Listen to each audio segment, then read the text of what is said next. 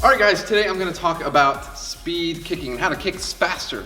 I get a lot of questions about it. I've got a couple videos already on the channel, but I'm going to give you guys the 5 workouts that I do to try to keep my speed or increase my speed. And so it'll be a mixture of everything from stretching to partner drills to using Bob and then using resistance bands too. So I'm super excited to get into this, but yeah, we're going to kick Bob around a little bit. So the first one that I like to do is to work out with resistance bands. I have 2 sets that I like to use. One is the Stroops band. It has both the hands and the feet. Since we're talking about kicking today and not punching, I don't have the hands on here. But what it does is you can see down here by my feet, it connects through a stirrup to my feet and then resists back as I extend out this way. So when I pick my foot up and chamber is when I have to actually stretch out the bands, and that's where I get the resistance. So the first thing that I like to do is use this for roundhouse kicks. And everything that I do is on my lead leg. I don't do anything with my back leg because I'm not a I'm not an Olympic style Taekwondo fighter. I'm more of a point fighter. And so what I will do is I will sit or bounce, which makes that resistance, you feel it right away, and you feel a little bit more in your hamstrings. Bounce, and then try to throw one kick. And then back up a little bit, try to throw that kick. I'm not so much worried about rechambering it because the bands pull it back so quickly, but what I do want to do is make sure that I get a nice chambering here and kick out, getting that knee as high as I can. So sometimes going to the head, sometimes doing doubles. And again, just firing that kick out as fast as I can. And I'll do that for 3 rounds of 60 seconds, 30 seconds in between, and making sure I'm switching legs each time.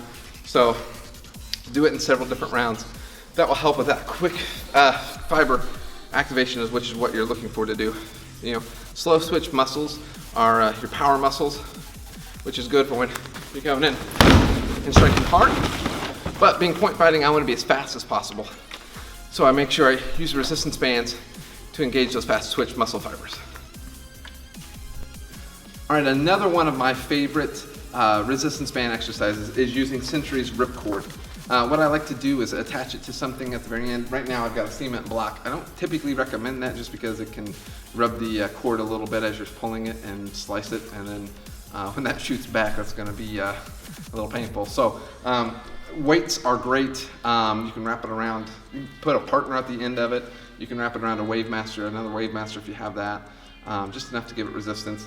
Now the thing is going to be is that the more I stretch it out, the more resistance I'm going to get, and the harder it's going to be. So if it's too hard, too far away, just back up a little bit, and that will give you a little bit less resistance and more ability to be able to kick. Now, what I do with these as opposed to the Stroops bands is I like to hold my kick out a little bit. So I'm able to work a little bit on my flexibility and a little bit on the strength of the joint and the muscle supporting that joint to keep my foot up in the air. I do have a chair here that's going to help me out as well. So I'm going to hold onto that chair and I'm going to fire out round kicks, I'm going to fire out hook kicks, and I'm going to fire out side kicks. One at a time, and I'm going to do that 10 times is what I'll end up doing. So for instance, I like to get my cable around me a little bit too before I go. So here, round kick, good. Hook kick, good. Side kick, good. And then I would do that, like I said, 10 times on each leg and at least 3 sets of those. And that will help with, again, getting the flexibility, getting the power, the strength in the muscle to be able to throw those kicks a little bit faster. Another one of my favorite exercises to do is just involving, like I said, a bag, a bob, whatever you have, and that is to throw kicks. So I'm working on throwing speedy kicks. I'm working on throwing as many kicks as I can. Now, one of the things that I like to do is kick over people's heads with hook kicks and come back with a roundhouse kick. So I will practice throwing my kick over Bob. Now, I like using Bob for 2 main reasons. One is because it's a little bit taller than like a red Wavemaster that's adjustable. And 2, I can kind of visualize throwing the technique a little bit better as well. So what I typically do is I put Bob at a height that I'm comfortable kicking over. That is going to be a challenge, but not too hard to where I'm going to be smacking Bob in the head often for my hook kick. So what I mean by that is as I'm bouncing in, when I come in, I throw it over and throw my roundhouse kick over top of it. And I like to back them either fast against each other, or hook through once, pause, and then kick. So a couple examples. Fast one would be, and then slower ones might be. Now the kick is fast, but I pause in between, and that's what I mean by that.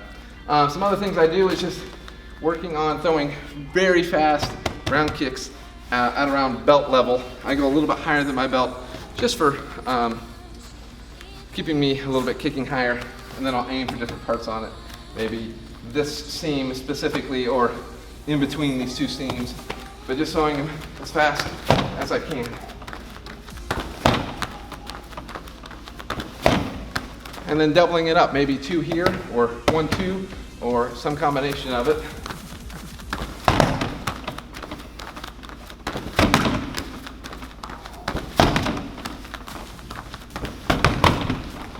And then working on those kicks, and again doing it on both sides. Now, what I typically do when I'm kickboxing Bob, is I'm doing timed sessions instead of individuals, like 10 kicks. So I'll go 60, 90 seconds, 2 minutes, whatever I'm training for on each side of the left body. Now, if you know, little secret, I don't kick with my left leg ever. I train it when I'm doing forms, pumses, katas, and whatnot, and I'll train it with some power kicks. But when I'm training speed, it's mainly my right. Now that's not to say that my left foot isn't fast. It's still fast, but I just don't train as often. Plus I had an injury on that foot too. So that's my third exercise, is kicking with Bob. All right, my fourth exercise that I like to do is with partners. You can do this with the bag if you're aiming and you have 2 specific parts where you can aim for on your bag. So if you're using one of the Century XXLs, which is what I like to use, I aim for certain letters in the word Century because I've got one of the ones that have the vertical letters on there. What I like to do with the partner is he's going to hold out 2 pads for me. I'm going to work on my double roundhouse kicks. So the first one I like to put just above hip height, and the second one I put basically at forehead level, and then I throw double roundhouse kicks from here. And I go medium speed and then fast speed. The fast speed looks like this.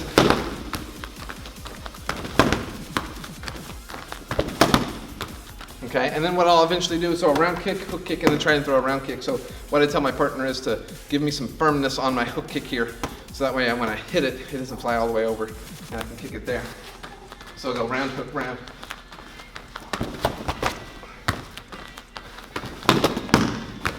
There, I missed.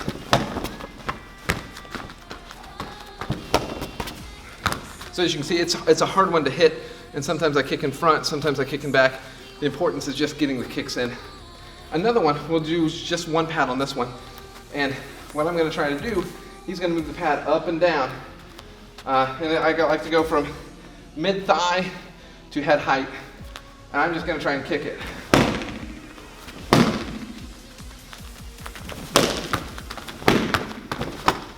And I try to just vary the height on where I'm going. Eventually he'll speed up a little bit, so it's moving a little bit faster. I have to read where it's going.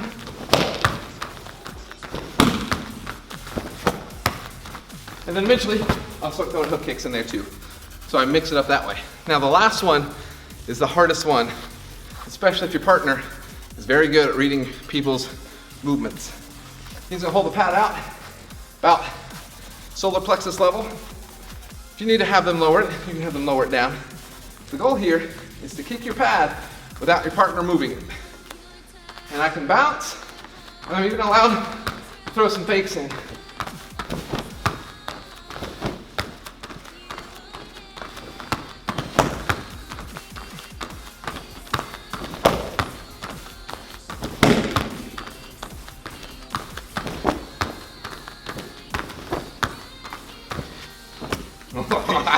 So you can see it gets a little bit of a fun game, and then you know, with the partner, it's great because then you get to switch and let him try it.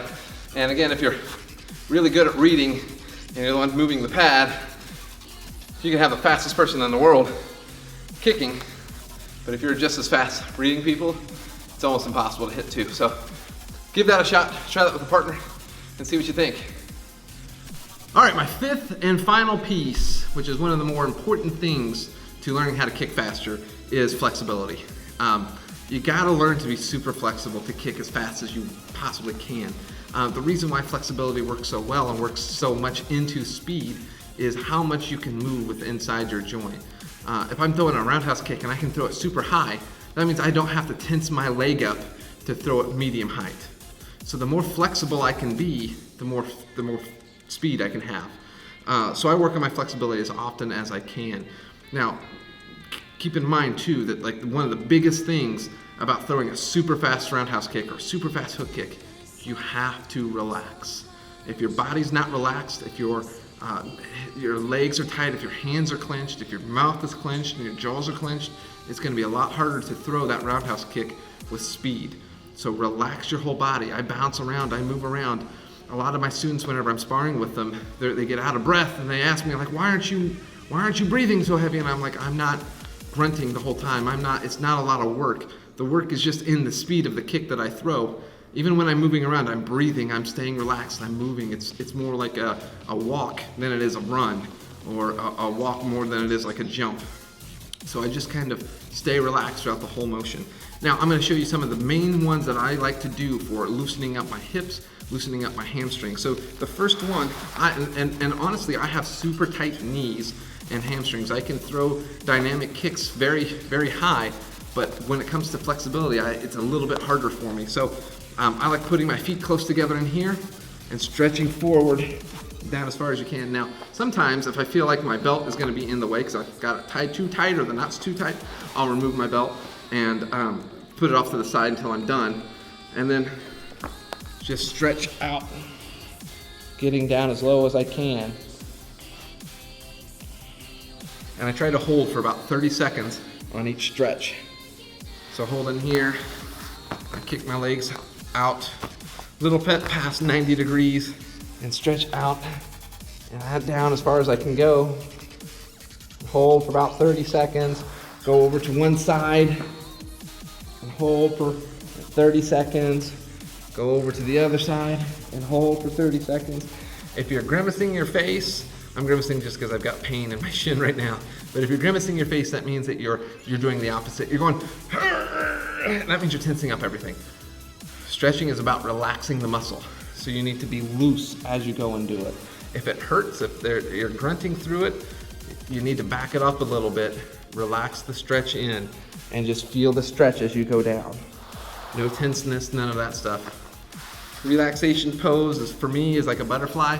I can kind of push my hips through it.